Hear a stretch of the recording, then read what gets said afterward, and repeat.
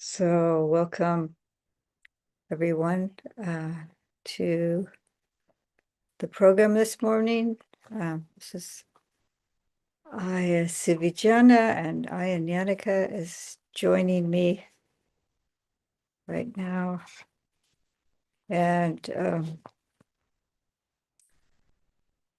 I'll wait till she's seated. We're having, I think it's a very important sutta. And what? It's okay. I might have to. Okay. This is an important sutta we're going to be discussing.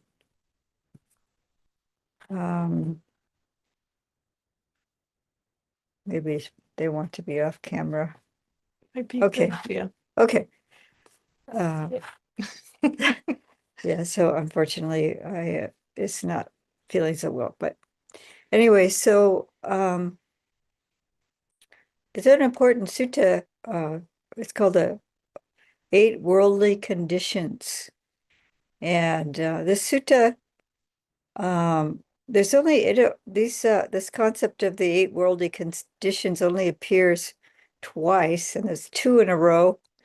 As far as I know, somebody may correct me, but in this Anguttara Nikaya and the eights, not surprisingly that it would be in the eights, but anyway, but in spite of that, this teaching has been carried into the Zen tradition and into the Vajrayana condition. And it's more familiar in those traditions as the worldly winds. So eight worldly winds. And it's because these conditions, or there's four pairs, and they blow us one way and another way emotionally if we allow them to. So the Buddha has spoken about this in order for us to see how we're affected by them. And if we're intelligent enough, if we're skilled enough in our practice, in observing how these things affect us and other people, then we don't have to be blown around.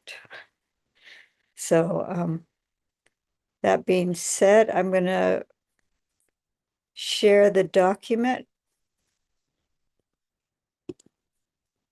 There are a few other places. Lokadhamma, Atta Lokadhamma is mentioned, but it is pretty slim.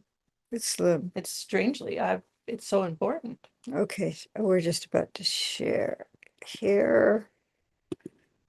Okay, so this is the Lokiya Dhamma. So I've just been corrected, but anyway, so this is Bhikkhu Bodhi's translation, and you can see that okay? Yeah, I have, on the Zoom? Yeah, Yes. okay. So would you read this?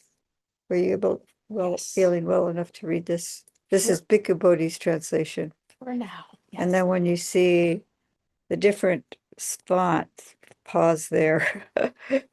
Okay, thank you. Bhikkhus, these eight worldly conditions revolve around the world, and the world revolves around these eight worldly conditions. What eight? Gain and loss, disrepute and fame, blame and praise, and pleasure and pain.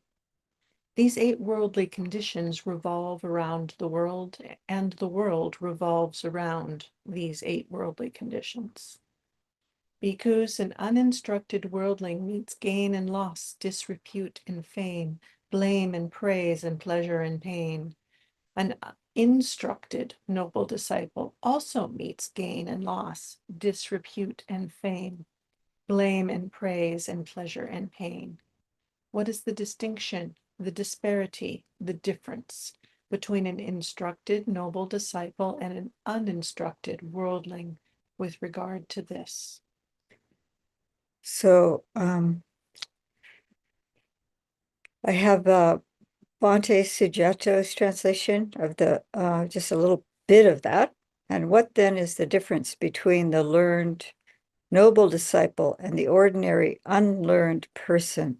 So just very slight difference in translation. And this word sawato, excuse me, is learned, well studied, educated, initiated, and literally having heard quality. So at the time of the Buddha, not very many people were literate. Wasn't very much written down. The teachings were memorized, and a few people were able to write. So the learning was by hearing. And I think there is a difference between hearing and reading, and as far as how it impacts us. And then there's reciting something. So people would hear a teaching and then they would recite it together. One person would, like Ananda was known as had the ability to hear something once, even a long teaching, and able to recite it verbatim. So that's where this word sutta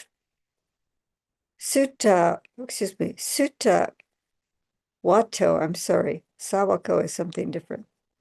And the Arya Sawaka, this is the disciple of the Buddha.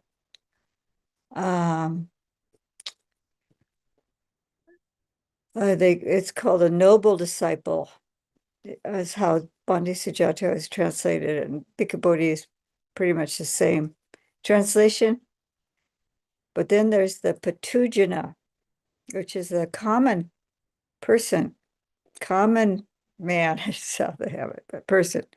It's a ordinary, normal person, man in the street. Anyway, so this is a run-of-the-mill, ordinary, and sometimes it's Bhante Bodhi says worldling.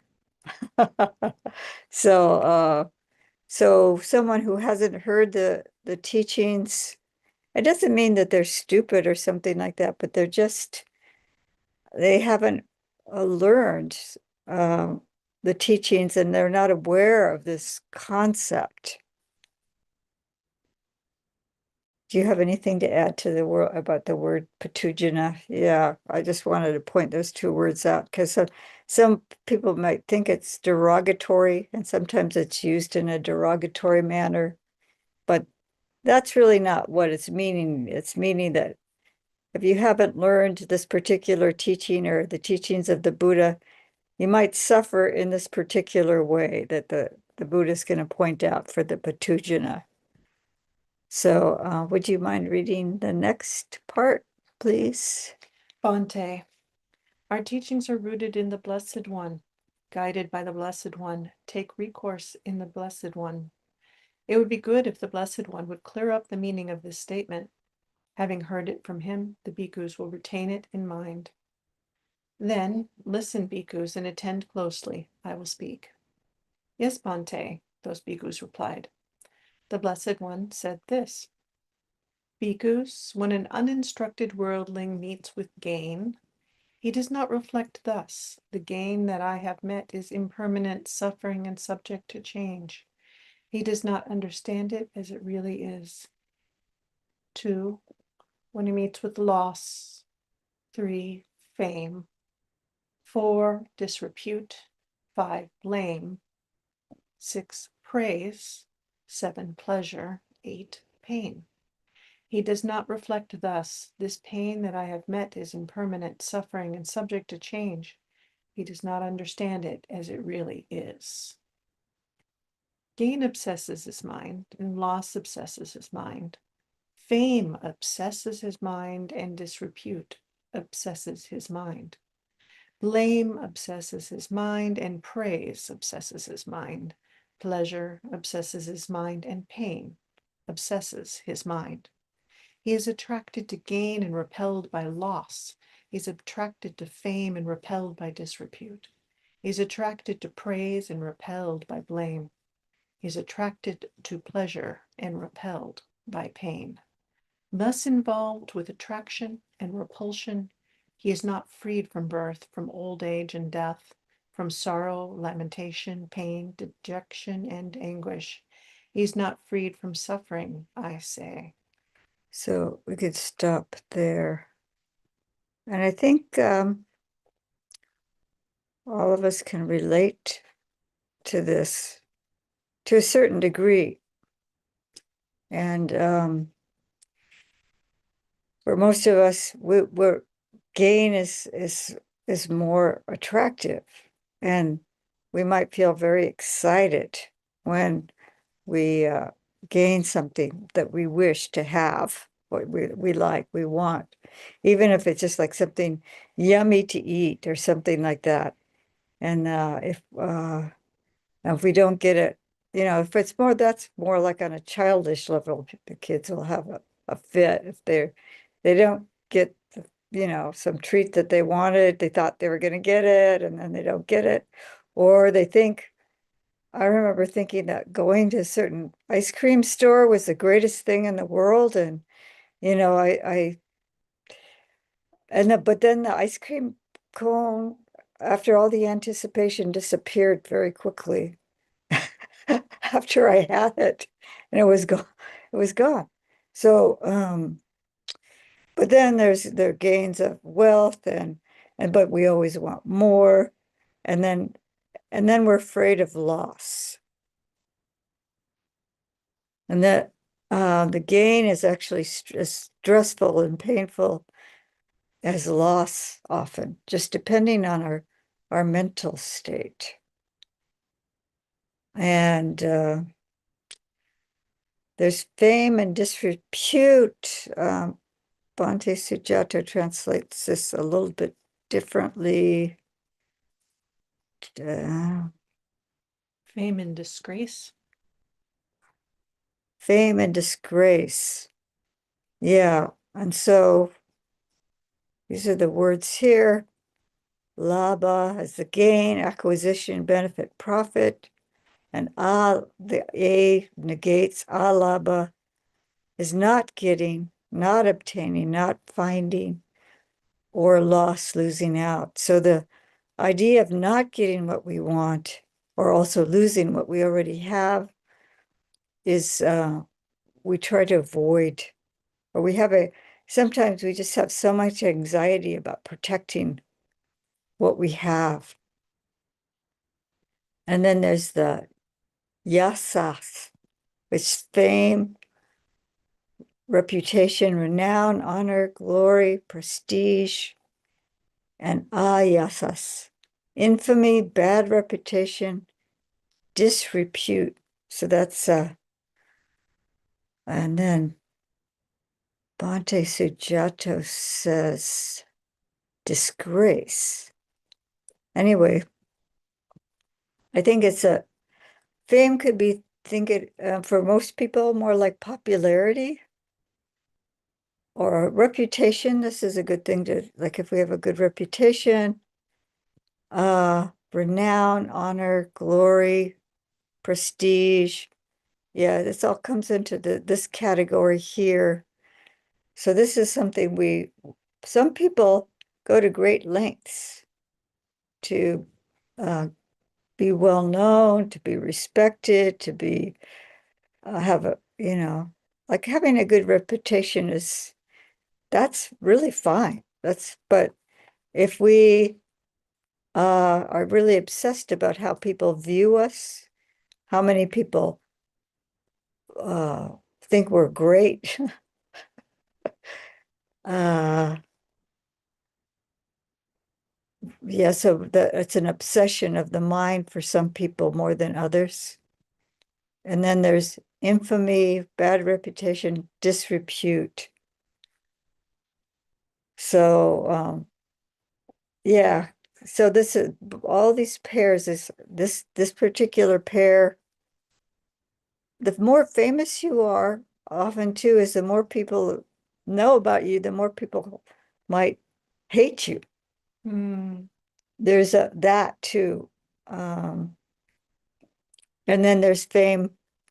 You're popular for a while, you really have it together, you're young and beautiful, and then you lose. That's impermanent. Yes, it's impermanent. You don't want to be on camera. Anyway, Yeah, okay. the peanut gallery off to the side. You're the peanut gallery. Okay. Good peanuts. Okay. So, do you have anything to add about this pair? The fame and disrepute. Yeah. I think you've covered it. Yeah. Okay. And then we have Ninda, which is it's in the pairs, what devotee has blame and praise. And it's just the way that it's a compound word that uh what we do not like is to be blamed. The disagreeable aspect of this pair comes first, but just because of um the compound word is like that. And then negation. Uh Blame and praise. And Bhante Sujato also uses that same, but there's this, no, this is the compound word. Okay. Ninda is blame, criticism, fault finding, and disgrace. And praise is approval, commendation of, and nothing else. It's literally, we don't have the literal. So these two are, if one is not the negation of the other, it's not a compound word. So I don't know why they put blame first. My theory is shot. Um, so no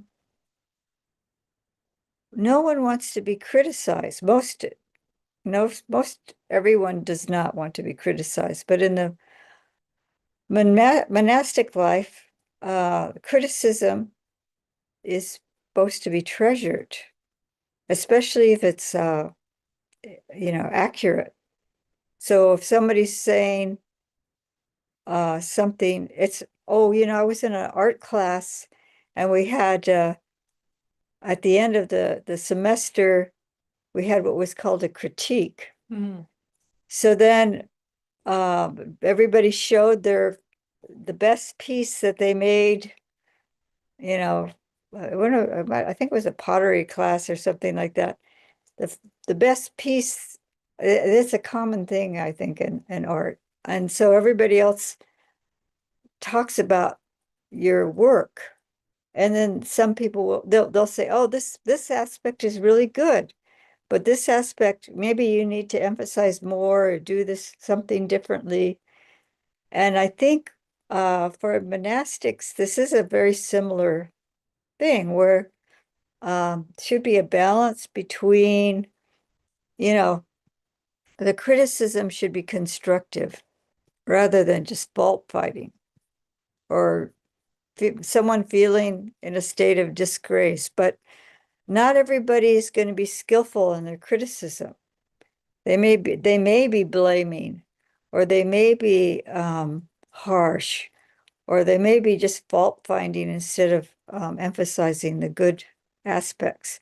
So we can't expect other people to behave the way that's most supportive. This is this is the world. We can't, we can't, so how can we keep our minds balanced? This yasa, ayasa, the fame and our reputation and so on, and the praise, this could bolster our ego and make us, like reinforce this sense of self of I am good, I am great, I am wonderful, I am beautiful, I'm whatever it is that people are attracted to. And then or I'm very skillful in my work, like I could be a really skillful musician or a very skillful carpenter or very skilled at, whatever in the technology world. And then something happens where I'm not able to do it, or there's competition and somebody else has the upper edge. And then I lose everything, because people are not interested in me anymore, or I made a mistake. So actually the four middle ones is all about our sense of self and how other Mhm. people reinforce or decimate if we let them. We can be moved by it or not. It could be that we have a rough period in our lives and things aren't going as well and people aren't interested in us or whatever it is. And then, but we just keep going and we just keep trying to adjust. And maybe we listen to the criticism. Maybe it's actually something helpful. And they say, okay, I'm going to correct that. Mhm. And then and even if we're not as popular as we were before, we've righted ourselves and then, if it has to do with our work, then we get, maybe if we're fired, we get another job and we adjust, or we just don't let other people's opinions of us rule our lives, control or ruin our state of mind. And what's important is the state of mind, that we find some balance, some equanimity, and we stay growing on the path. And there's an idea too that adversity, this is I think more prominent in the Vajrayana tradition, but adversity is an opportunity for growth. If we are being criticized, we should listen to it. If we maybe, I mean, whatever situation we're in, how can we grow from it? Maybe it's a way to understand dukkha, even if it's just like really, we're just really uh at the end of our rope. How do I right myself mentally and see the Buddha's teaching in any situation that arises?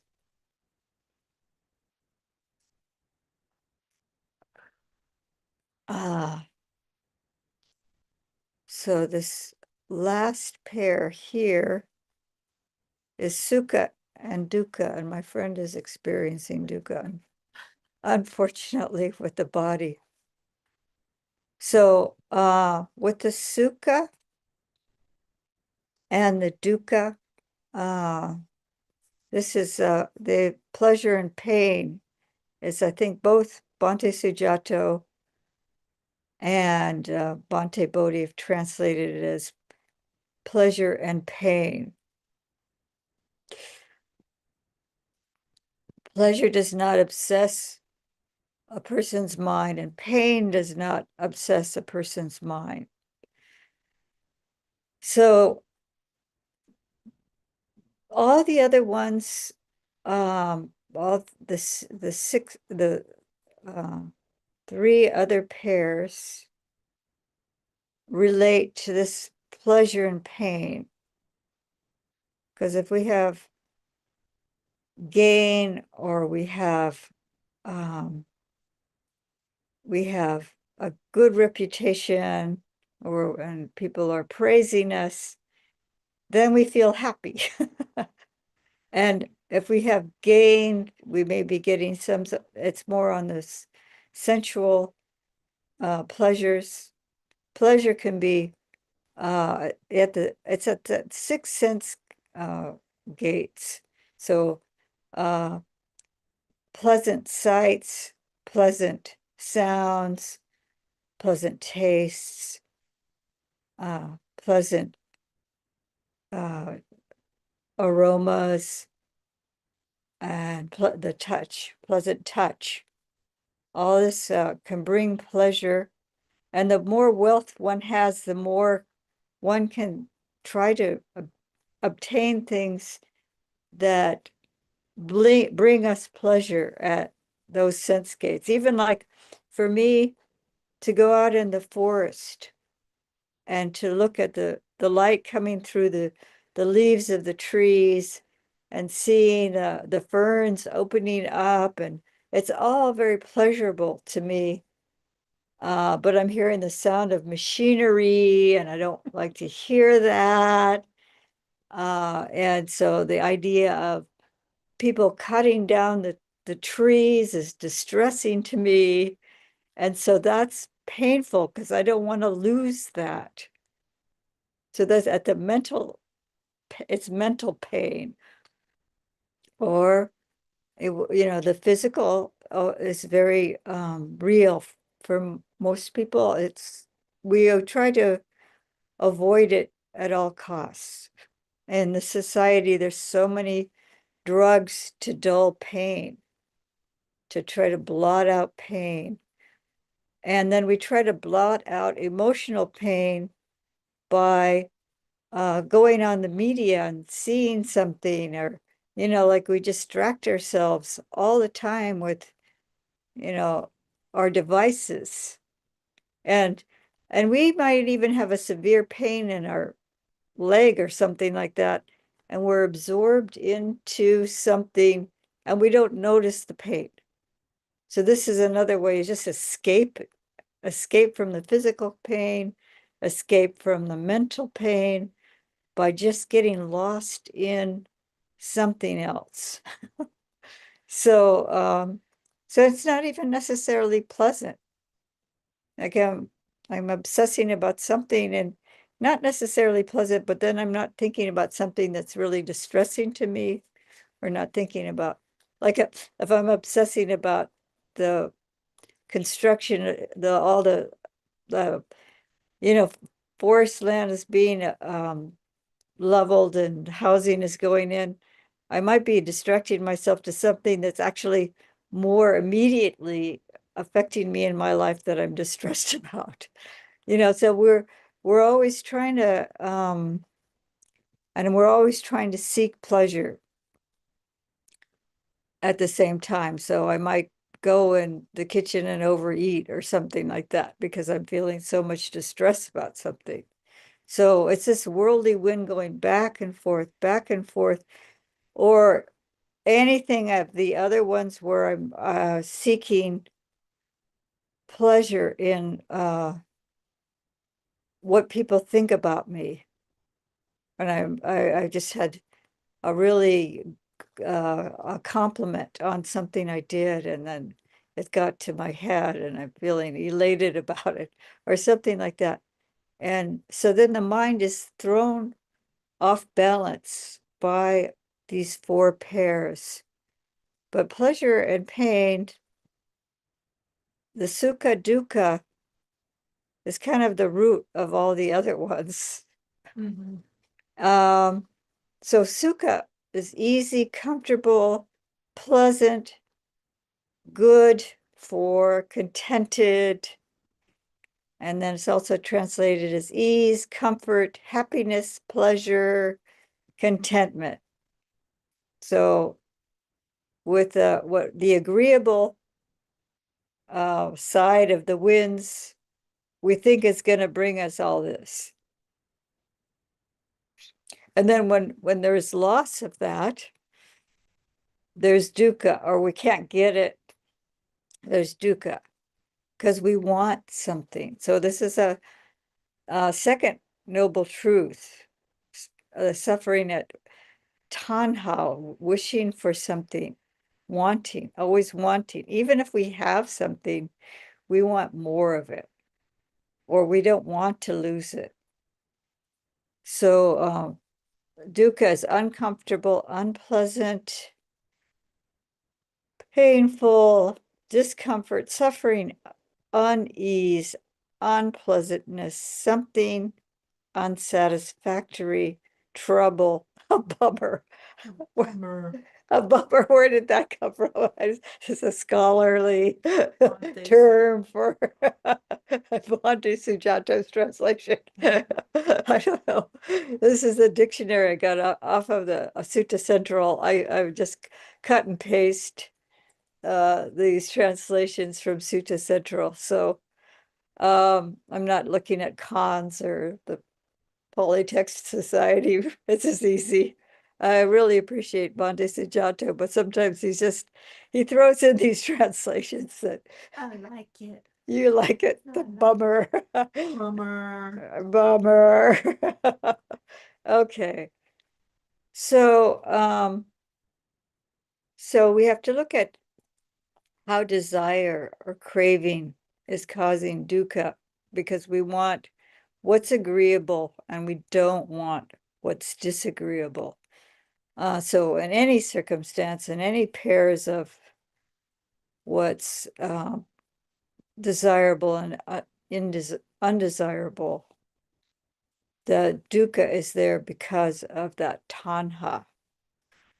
So with these worldly winds, we need to learn to balance our minds to, oh, look at this here, balance our minds. So whenever we encounter gain, we don't have to get really excited or fearful of losing what we've just gained.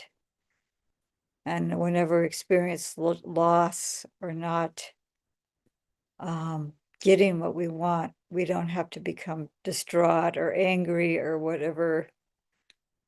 And whenever we encounter popularity, fame, whatever, we don't have to let it go to our heads. And whenever we encounter, we lose any kind of popularity we have, or we blundered and then we're embarrassed and people are not interested in us anymore. I guess that would be disgrace. Uh, and then, yeah, keeping an even keel, whatever we face with blame or praise or criticism, and the pleasure and pain in all of that, or just the physical at the sense gates, experiencing pleasure or experiencing pain doesn't have to throw us off, doesn't have to, we don't have to be obsessed of avoiding pain or trying to get the pleasure to blot out the pain, because there's really anybody who has a physical form is going to experience the pain of even hunger, when it's time, before the time it is to eat, or just the changes in temperature or whatever, even if you're not feeling some extreme physical pain, or even just a little discomfort of sitting in the same position for a long period of time. It's just, pain is there. Pain is part of life.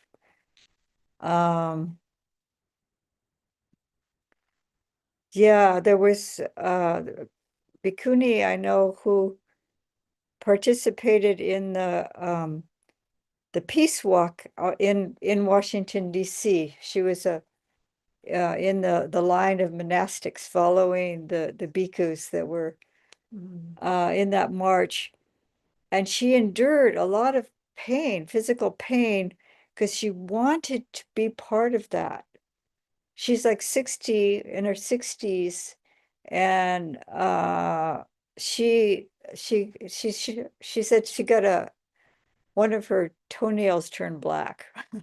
But she was also in the cold. It was cold, and just in being able to endure that walking that she wasn't used to. But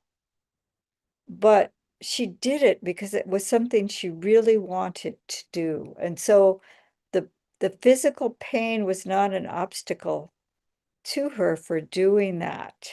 And she yeah, kind of even proud of the black toenail. And so yeah, so we are going to have to endure some amount of pain in our lives, physically and mentally. And how can we balance, be in balance and not let that control our lives, not let it deter us from what's really important for us, or just the seeking the pleasures, seeking the fame, seeking whatever, avoiding what we consider averse.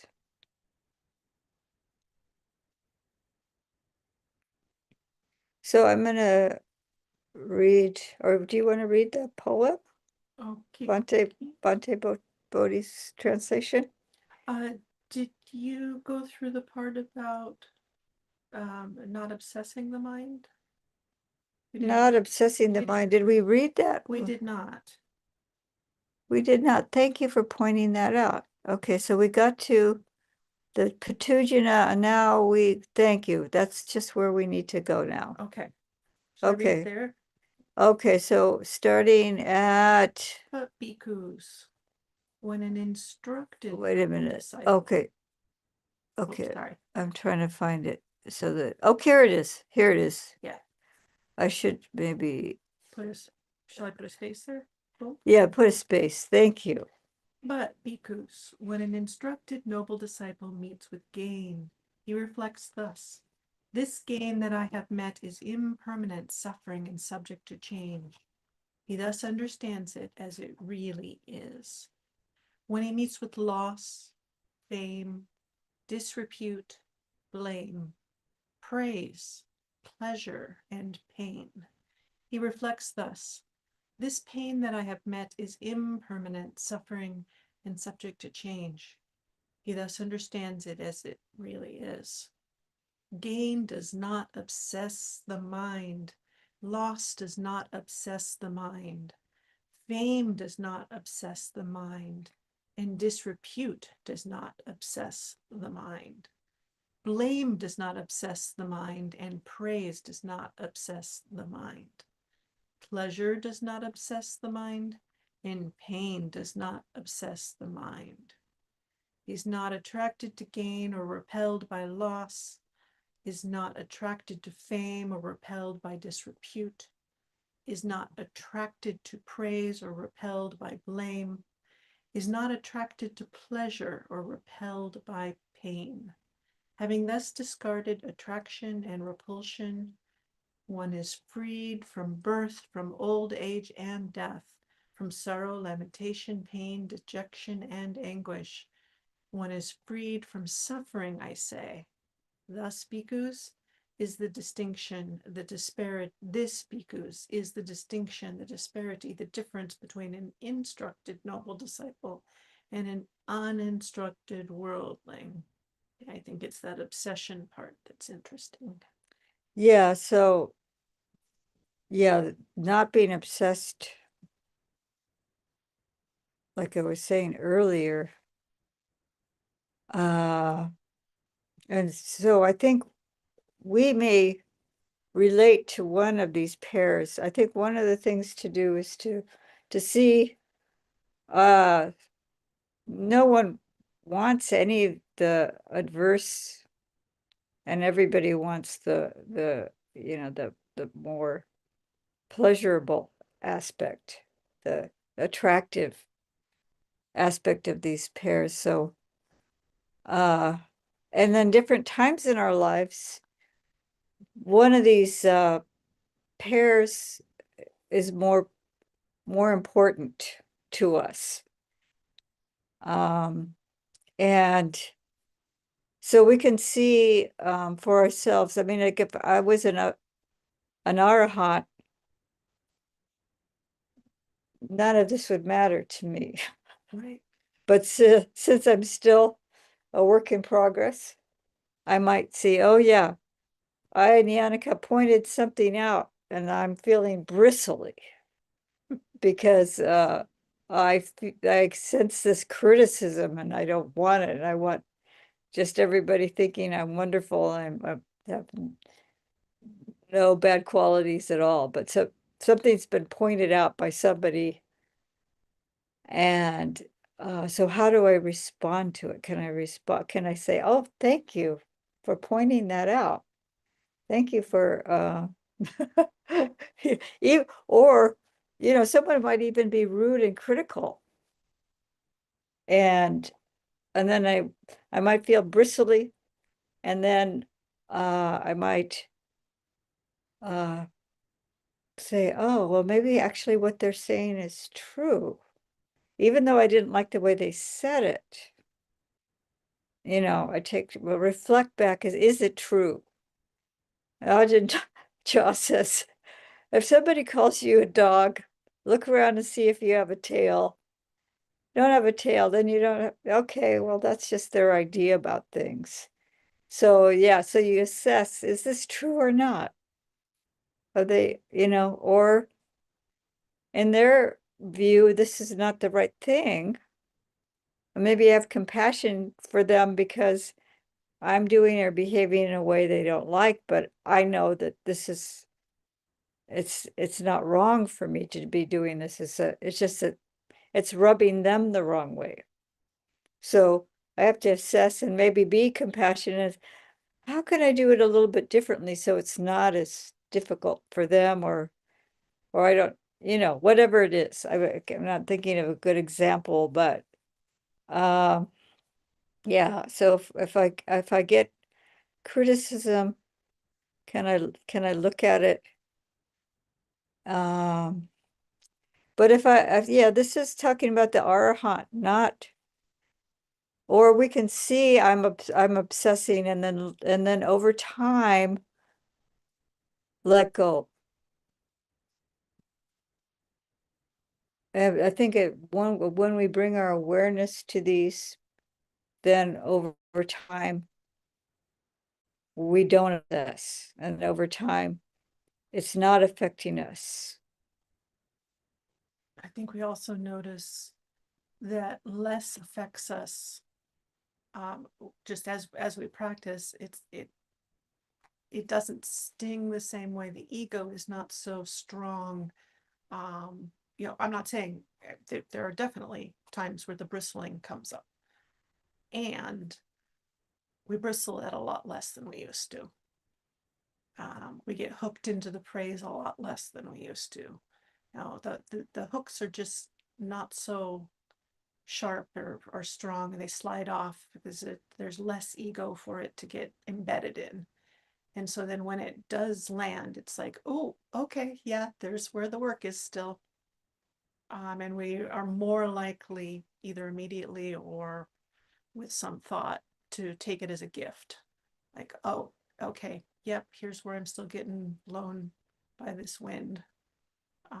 And the relationship really, really changes to the winds. Yeah, so just to be aware of it in the first place, and then to be aware of how we're responding. Mhm. And then, I mean, like, especially when I see, oh, this is ego. Yeah. This is a sense of my sense of self is being buffeted around. And yeah, and the higher you are and your euphoria about praise or fame or whatever it is, and then when you lose it, then you come crashing down. So we're preparing our minds for the inevitable, like when the agreeable, we encounter the agree, our YouTube has so many views or whatever like that. Woohoo! And then next time, like, no, no. And I think the humor that we do bring to it is like, oh, I remember Isobana saying things like, there we go again. And just to be like, yeah, this is a wind, and I don't have to jump into the middle of the tornado. I can walk away. Yeah, we don't have to get swept into the tornado. Yeah, Yeah. yeah, very good.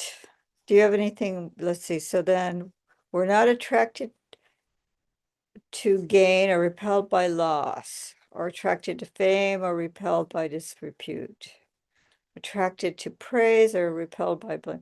So this is the ideal. See, it seems like the Buddha often talks about the one extreme and another. So I think most of us are, at least we're bringing awareness to it, and we're a work in progress. And then he's not attracted to pleasure or repelled by pain.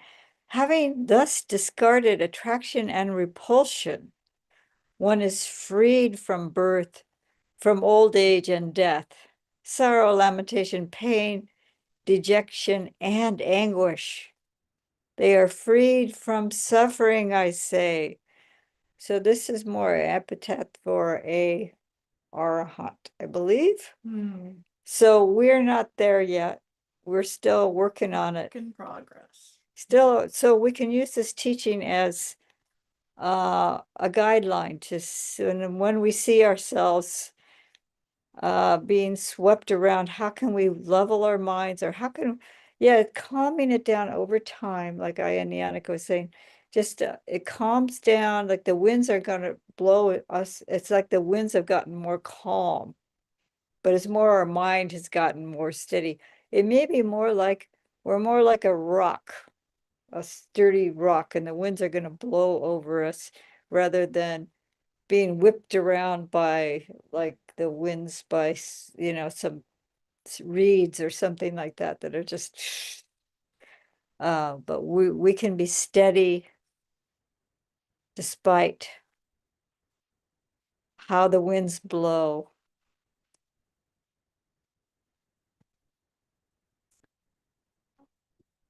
So are we ready to go on to the poem? Sure. Antibodies? Yeah, let's start with Bhante Bodhis. Gain and loss, disrepute and fame, blame and praise, pleasure and pain. These conditions that people meet are impermanent, transient, and subject to change. A wise and mindful person knows them and sees that they are subject to change. Desirable conditions don't excite their mind, nor are they repelled by undesirable conditions.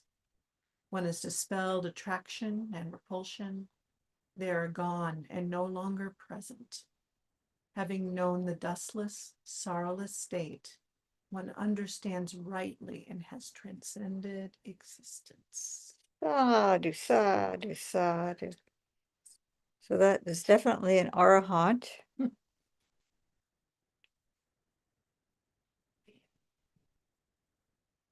This is Bhante Sujata's translation. Gain and loss, fame and disgrace, blame and praise, pleasure and pain, these qualities among mankind are impermanent, transient, and perishable. An intelligent and mindful person knows these things, seeing that they are perishable. Desirable things don't disturb their mind, nor are they repelled by the undesirable. Both favoring and opposing are cleared and disappeared. They are no more, knowing the stainless, sorrowless state. They who have gone beyond rebirth understand rightly. Sadhu, sadhu, sadhu. So, would you read the Pali? Sure. Just the Pali? Just the Pali.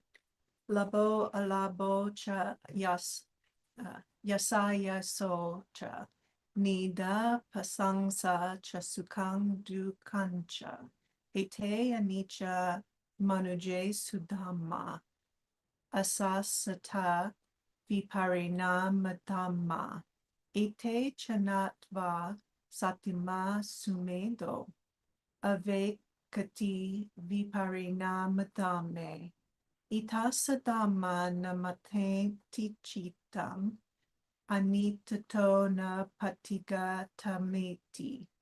Tasa nirodha atava nirodha vidupita atangata nasanti.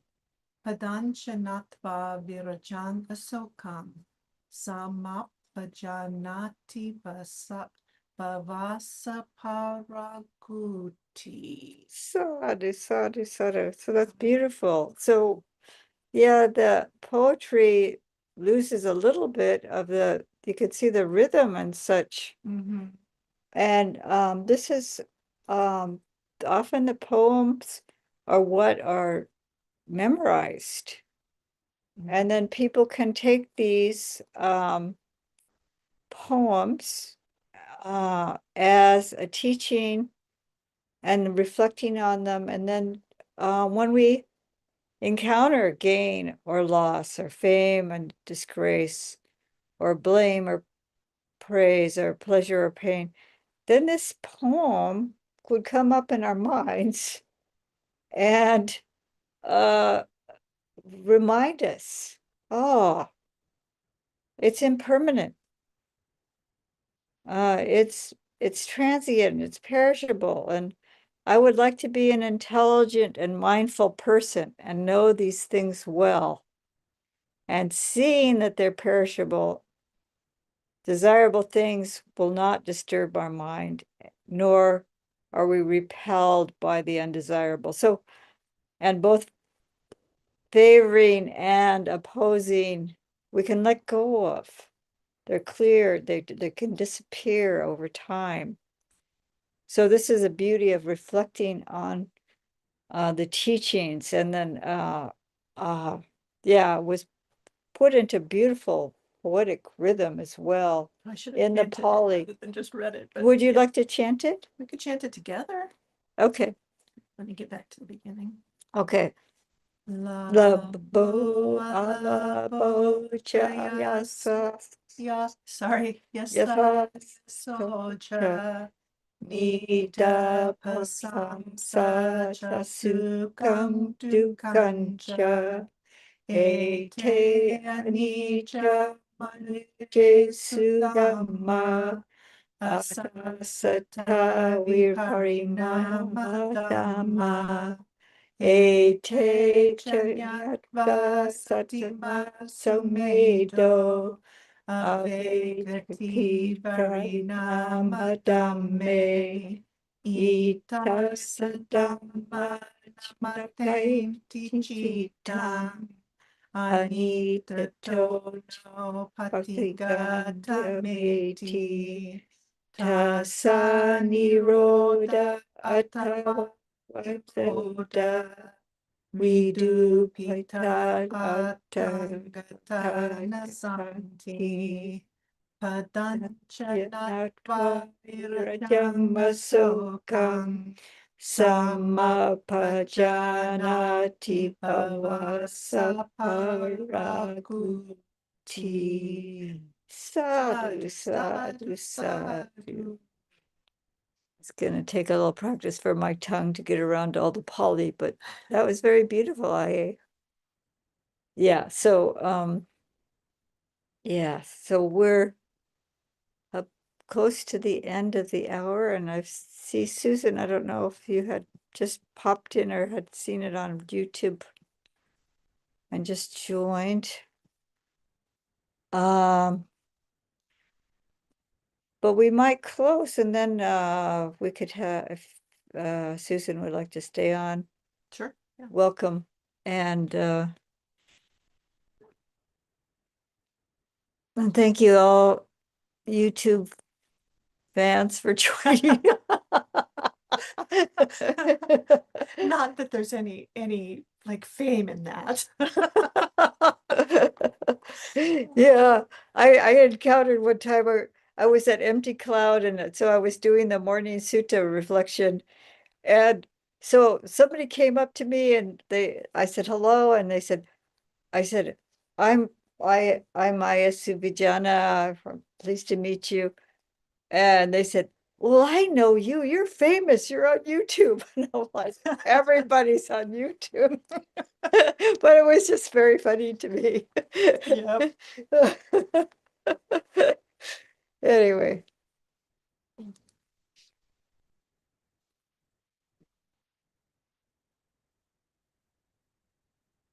Araham Sama Sambuddho Bhagava Buddham Bhagavantam Abhivademi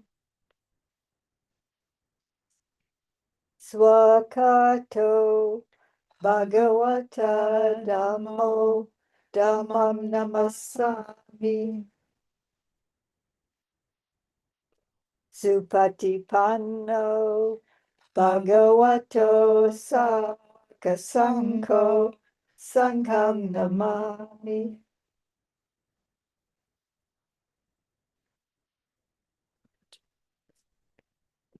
Okay, so, oh, I didn't stop the screen share. Oh, well, that's okay. Thank you all for joining. We're going